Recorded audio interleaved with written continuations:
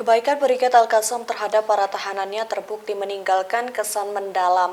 Seorang tahanan Israel wanita menuliskan pesan untuk Al-Qassam yang dirilis oleh media Palestina pada Senin 27 November kemarin. Surat itu tertulis dalam bahasa Ibrani dan ditulis oleh Daniel Aloni.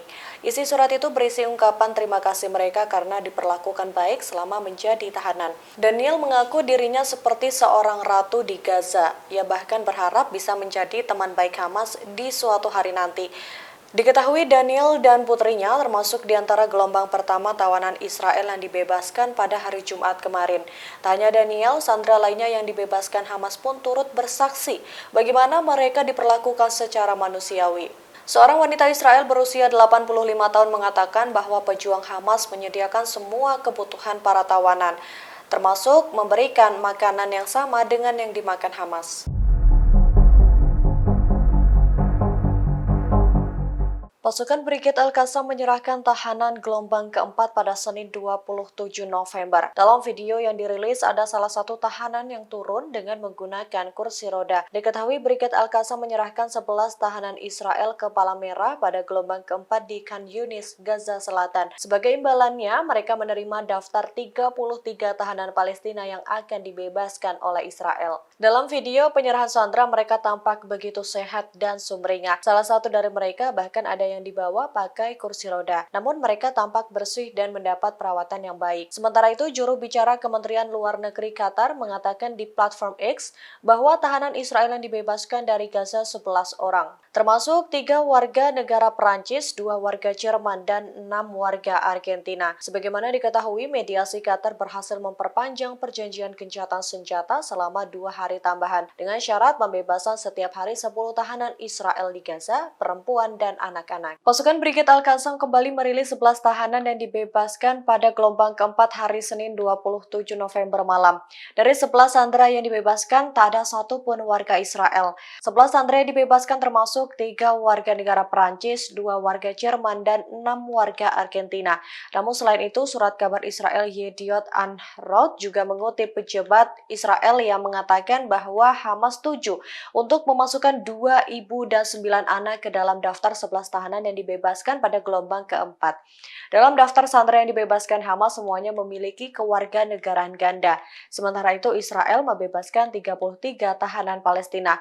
Militer Israel mengkonfirmasi semua sandera sudah dikembalikan dan akan menjalani pemeriksaan medis terlebih dahulu sebelum pulang ke keluarga masing-masing. Sementara itu, keluarga tahanan Palestina kini masih menunggu keluarga mereka kembali. Sebagaimana diketahui, Israel dan Hamas sepakat untuk memperpanjang gencatan senjata selama 2 hari. Hal tersebut disampaikan mediator Qatar dan Hamas beberapa jam sebelum gencatan senjata 4 hari di Gaza berakhir pada Senin kemarin.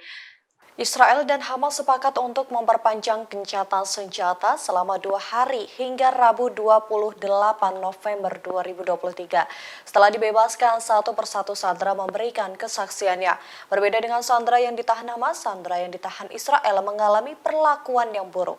Hal tersebut diungkap oleh tahanan tertua yang dibebaskan Israel yakni Maison Al-Jabali.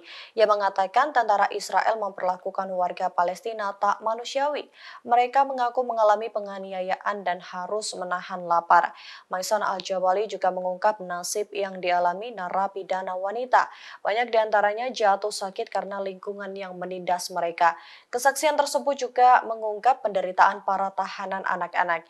Omar Sweiki yang ditangkap oleh otoritas pendudukan pada usia 15 tahun mengungkap bahwa mereka tidak diperbolehkan berolahraga selama 50 hari. Dia memberikan gambaran menyedihkan tentang kehidupan anak-anak yang terkena dampak konflik yang sedang berlangsung. Namun sebaliknya, sandera yang ditahan Hamas justru sangat berterima kasih karena telah diperlakukan secara manusiawi. Mereka diberi makanan yang sama seperti yang dimakan oleh Hamas. Anggota Dewan Pusat Hizbullah Syekh Nabil Kawak mengatakan perlawanan yang dilakukan kelompoknya berhasil membuat Israel bertekuk lutut.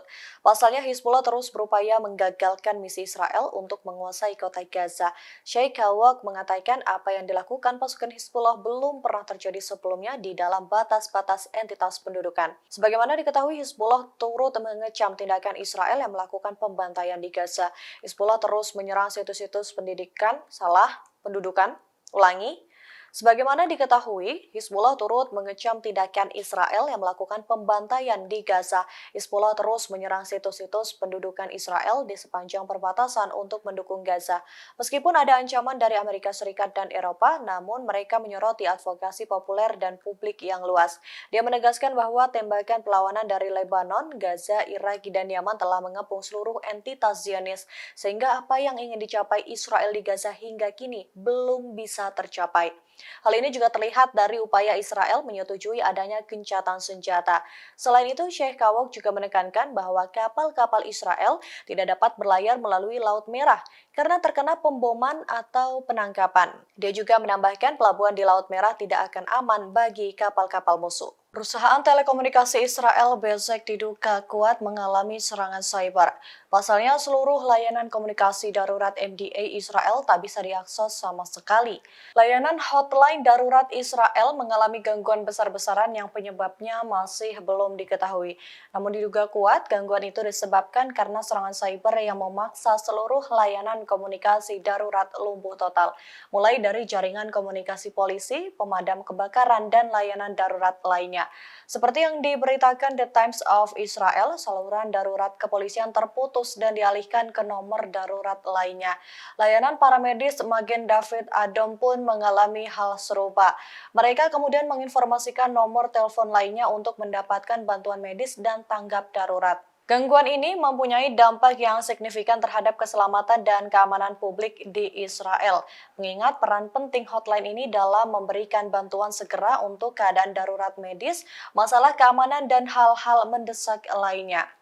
Kemudian polisi juga belum membocorkan rincian lebih lanjut tentang sifat kerusakan atau perkiraan waktu kapan layanan tersebut akan beroperasi kembali secara penuh. Namun setelah 3 jam nomor layanan darurat itu dikabarkan aktif kembali. Kementerian Komunikasi juga kemudian membantah pemadaman itu terjadi karena adanya serangan cyber. Kepala Staf Angkatan Bersenjata Iran menyindir cara bertempur pasukan musuh di medan perang, di mana mereka banyak mempermalukan diri sendiri karena menggunakan tentara bayaran. Jenderal tertinggi Iran itu juga menegaskan akan ada tempat bagi tentara bayaran mereka. Hal tersebut disampaikan Jenderal Muhammad Hussein Bakiri dalam sebuah pesan dalam rangka memperingati 2 peristiwa penting serangan terhadap organisasi Mujahidin e-Khalq atau MKO. Peristiwa itu merupakan pemboman yang dilakukan MKO yang menewaskan 72 pejabat tinggi Iran di Teheran. Satu lagi serangan bom kimia di kota Sandas di barat laut Iran pada tahun 1987. Dia lebih lanjut memperingatkan kelompok oposisi yang telah mengkhianati rakyat Iran untuk mengambil pelajaran dari nasib MKO. Maijen Bakiri juga mengatakan nasib suram para pelaku 2 kejahatan keji tersebut merupakan bukti nyata kemenangan kebenaran melawan kepalsuan. Sebagaimana diketahui, Iran diam-diam meluncurkan kapal perang perusak baru pada Senin 27 November kemarin di tengah ketegangan maritim antara Yaman dan Israel. Kapal perusak tersebut akan menjadi bagian dari armada laut Kaspia Iran. Peluncuran kapal perusak yang diberi nama Iris Deilaman itu diluncurkan dalam bentuk peningkatan pencegahan dan keamanan angkatan bersenjata Iran. Pertukaran sandera dan gencatan senjata masih terus berlangsung hingga saat ini, Selasa 28 November 2023. Satu persatu sandera yang ditahan Israel membuka suara terkait sikap tentara Israel yang tak manusiawi. Kesaksian para tahanan yang dibebaskan dari penjara pendudukan mengungkap rincian yang mengerikan. Salah satu narapidana anak yang berusia 16 tahun mengatakan bahwa dia diserang oleh salah satu unit penjara khusus. Dia mengaku dianiaya secara kejam. Bahkan dia sampai kehilangan tangannya karena tentara Israel memukuli mereka hingga babak belur. Dia menyatakan bahwa tidak pernah menerima makanan dan perawatan medis di dalam penjara. Yang lebih menyedihkan lagi, pasukan pendudukan menyerang kepala tahanan lainnya hingga meninggal karena penyiksaan. Tahanan lain yang dibebaskan juga mengungkap hal serupa. Mereka dilarang mengenakan pakaian, dibawa keluar tanpa sepatu, dan dibawa ke bus palang merah tanpa alas kaki. Salah satu tahanan yang dibebaskan pada gelombang keempat hari ini dipindahkan ke ambulans setelah bebas untuk mendapatkan perawatan. Pasalnya kondisi kesehatannya kian memburuk akibat penyiksaan tentara Israel. Pemilik perusahaan SpaceX Elon Musk baru mengunjungi Israel pada Senin 27 November kemarin. Dalam kunjungannya, ia bersama dengan Perdana Menteri Israel Netanyahu melakukan tur ke wilayah Kibbutz Kfar, Israel yang sempat menjadi sasaran rudal militan Hamas. Namun setelah kunjungan itu, Musk membatalkan rencana untuk membuka akses jaringan internet satelit Starlink di wilayah Gaza. Pengumuman tersebut diungkap Musk seusai melakukan diskusi dengan Presiden Israel Isaac Herzog di kantor kepresidenan yang berlokasi di Yerusalem. Musk menjelaskan alasan batalnya pembangunan layanan internet Starlink untuk warga Gaza, yaitu karena pemerintah Israel tak memberikan persetujuan terkait rencana tersebut. Pemerintah Israel khawatir kehadiran internet di Gaza bisa membantu militan Hamas meningkatkan eskalasi perangnya. Padahal sebelumnya pada 29 Oktober lalu, Elon Musk sempat berjanji akan membuka akses jaringan internet Starlink untuk membantu warga Gaza, sebab Israel dengan sengaja memblokade listrik, internet, dan seluruh bantuan sejak Perang 7 Oktober 2023. Namun setelah menggelar diskusi mengenai kengerian serangan Hamas dan penderitaan warga Israel yang ditawan Musk berubah pikiran. Kini dia sepakat untuk membatalkan pemasangan jaringan internet Starlink di wilayah Gaza. Seorang tahanan wanita Israel baru-baru ini mengirim pesan kepada Brigade Al-Qassam yang dirilis oleh media Palestina pada Senin 27 November kemarin. Pesan itu berisi ungkapan rasa terima kasih kepada Al-Qassam yang merawatnya dengan baik selama berada di bawah penanganannya. Lantas siapakah sosok wanita itu? Seorang wanita Israel yang ditahan oleh sayap militer Gerakan Perlawanan Palestina Hamas itu bernama Daniel Aloni. Ia bersama anaknya yang berusia 6 tahun yakni Emilia ditahan di Gaza selama perang. Setelah dibebaskan, dia kemudian menuliskan pesan yang menyentuh yang ditulis dalam bahasa Ibrani. Dalam surat itu, ia memuji perilaku para pejuang Brigade Al-Qassam yang menemani dan menjaganya selama berhari-hari di wilayah yang diblokade. Daniel dan putrinya termasuk di antara gelombang pertama tawanan Israel yang dibebaskan pada hari Jumat kemarin.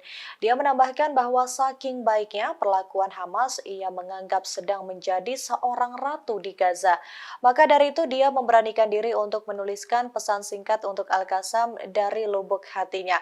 Dia berjanji akan mengingat sikap baik Al-Qassam selama menghadapi situasi sulit di Gaza.